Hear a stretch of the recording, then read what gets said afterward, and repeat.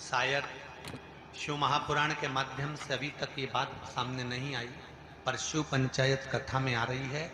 जितने आस्था चैनल पर कथा सुन रहे हो, जितने फेसबुक और यूट्यूब पर सुन रहे हो, और जितने इस छत्तीसगढ़ की पावन धरा पर बैठकर सुन रहे हो, बहुत सावधानी से सुनना। एक प्रश्न हमारे भीतर खड़ा होता है, जब हम सूर्य नारायण भगवान को अर्घ देते हैं, जल चढ़ाते हैं, तो वो जल पृथ्वी पर जब गिरता है तो उसके छींटे हमारे शरीर पर लगते हैं। क्या वो ठीक है? क्या वो श्रेष्ठ है? तो शिव महापुराण की कथा कहती है, जब हम सूर्य को अर्घ देते हैं, सूर्य को जल चढ़ाते हैं, वो पानी जब पृथ्वी पर गिरता है, उसके छींटे हमारे शरीर पर लगते हैं, तो वो श्रेष्ठता का भाव निर्मित करते हैं। वो गलत नहीं हो सकता। कारण अब वो भी समझ लीजिए।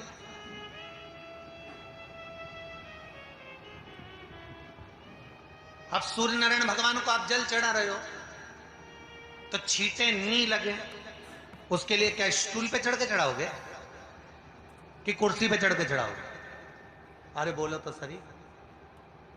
अब कई लोगों के दिमाग में यह बात भरा गई कि हम भगवान को जल चढ़ाते हैं, वो हमारे शरीर में छींटे लगते हैं, जमीन पे से पानी गिरता है, वो हमारे शरीर को छींटे लगते हैं, भगवान को अच्छा नहीं लगता होगा। कौन ने कहा? पहले तो उसको पकड़ के लड़ो।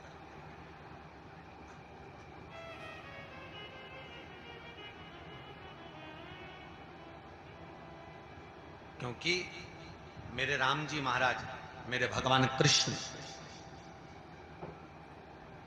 बड़े बड़े संत, साधु, सन्यासी, तपस्वी, साधक, उपासक जितने भी हुए, जिन्होंने सूर्य की आराधना करी, इन्होंने टेबल पे चढ़कर या कुर्सी पे चढ़कर जल नहीं चढ़ाया। इन्होंने पृथ्वी पर खड़े होकर ही, क्योंकि पृथ्वी तत्व के देव हैं शिव।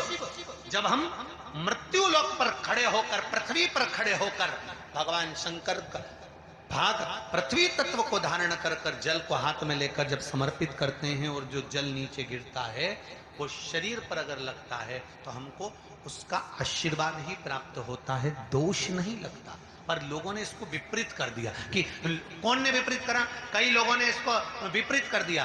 कौन ने विपरीत करा? तो जो दूसरे धर्म के लोग होते हैं, जिनको हिंदू धर्म से नफरत होती है, और जो हिंदू धर्म की पूजन, सेवा, अर्चना को समाप्त करना चाहते हैं, वो धीरे धीरे धीरे धीरे कहने लगे कि सूर्य को जल चढ़ाओगे तो शरीर में लगेगा, शरीर में लगेगा तो दोष लगेगा। इसको कह कहकर घर घर में सूर्य को जल चढ़ाना लोगों ने बंद कर दिया कि आप जल चढ़ाएंगे तो दोष लगेगा, शरीर पे छींटा लगेगा, शरीर को ऐसा लगेगा। ये दोष नहीं है। कितनी सुंदर बात है महाराज। सूर्य नारायण भगवान को जब जल चढ़ाया जाता है, हाथ सिर से 8 इंच की दूरी पर होना चाहिए। जम के बोलिए, सिर से कितना ऊंचा होना चाहिए? 8 इंच ऊपर अपना हाथ होना चाहिए मस्तक से सूर्य को जल चढ़ाते समय। और ना चांदी का, ना स्टील का, ना लोहे का, ना प्लास्टिक का, ना कांच का, ना सोने का कोई बर्तन, ना कांसे का, ना एल्युमिनियम का, ना पीतल का, केवल एक पात्र होना चाहिए, वो है तांबे का। काय का पात्र होना चाहिए?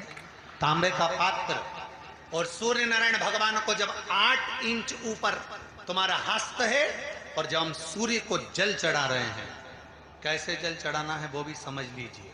अगर कोई कैंसर का मरीज है, जिसके चेस्ट में कैंसर आ गया हो, लेफ्ट में, राइट में कहीं पर कैंसर आ गया हो, या कोई गठान आ गई हो, तो महाराज आप जल चढ़ाते समय उस जल की धार को सूर्य भगवान को जब चढ़ा रहे हो, तो धार आपकी गठान की ओर जाना चाहिए, जिससे सूर्य की किरण उस जल में से आपके उस स्थान पर पड़े, उस जगह पर पड़े जहां पर गठान है। महाराज आप लगातार जल तो चढ़ाना चालू करो, अच्छे अच्छे डॉक्टर फेल हो जाएंगे और कह देंगे गठान ठीक हो गया। आपका लीवर और किडनी गड़बड़ कर रहा है, आप प्रतिदिन, आपका स्वास्थ्य गड़बड़ रहता है, आप प्रतिदिन ये ज्योतिष शास्त्र के अंतर्गत, रत्न शास्त्र के अंतर्गत ये रत्न शास्त्र, ज्योतिष शास्त्र, रंग शास्त्र जो हमारे यहाँ है, रंगों के हिसाब से ये जितने रत्न होते हैं, माणिक हुआ, मोती हुआ, नीलम हुआ, मूंगा हुआ, पुखराज हुआ, ये क्यों कहते हैं ये पीला है, ये सफेद है, ये नीला है, ये लाल है, इसको शरीर में क्यों पहनाते हैं? उसका कारण होता है कि जब शरीर में पहनते हैं, सूर्य की किरण उसमें पड़ती है, हमारे शरीर पर वो कलर का इफेक्ट पड़ता है, उस कलर को शरीर पर लगता है, और शरीर पर लगता है तो हमारा शरीर धीरे धीरे, हमारी जो इंद्रियां हैं वो सही होने लगती हैं, काम सही होने लगता है। तो आप कहते हो ना सब, मैं कौन सा नक पहनूं, मैं कौन सा मोती पहनूं, मैं कौन सा पुखराज पहनूं, मैं कौन सा नीलम पहनूं, वो ज्योतिष शास्त्र के अंतर्गत, रत्न शास्त्र के अंतर्गत जितने रत्न हम पहनते हैं, ये केवल उस किरण के लिए ही तो पहनते हैं कि जो सूर्य की किरण मिले, उस किरण का प्रभाव हमारे शरीर पर पड़े। तो इन सबसे अच्छा है कि सुबह शंकर भगवान का नाम लो, तांबा का लोटा में जल भरो, 8 इंच ऊपर सूर्य नारायण भगवान का दर्शन साधारण नहीं, जो जल तुम चढ़ा रहे हो, वो जल की जो धार आ रही है, उसमें सूर्य का दर्शन होना चाहिए, तो कैंसर की बीमारी कभी नहीं हो सकती। लीवर, किडनी, हार्ट, आपके हार्ट में अगर तकलीफ है, डॉक्टर ने कह दिया कि इसमें नस चौक है, आपको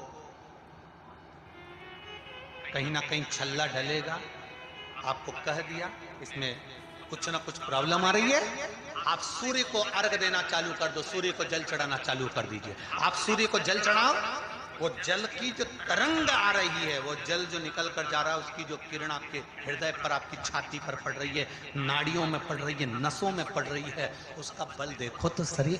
1 महीना लगातार चढ़ाओ, तो 15 दिन 20 दिन कर तो देखो।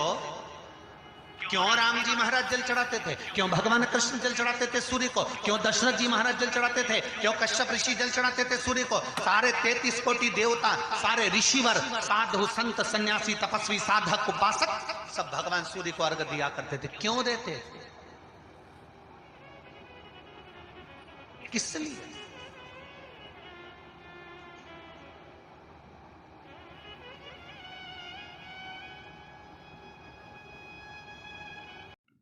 आई होप आपको ये वीडियो अच्छा लगा होगा। ऐसे वीडियो को देखने के लिए मेरे चैनल को लाइक करें, सब्सक्राइब करें तथा बेल आइकन पर क्लिक करें और कमेंट करें।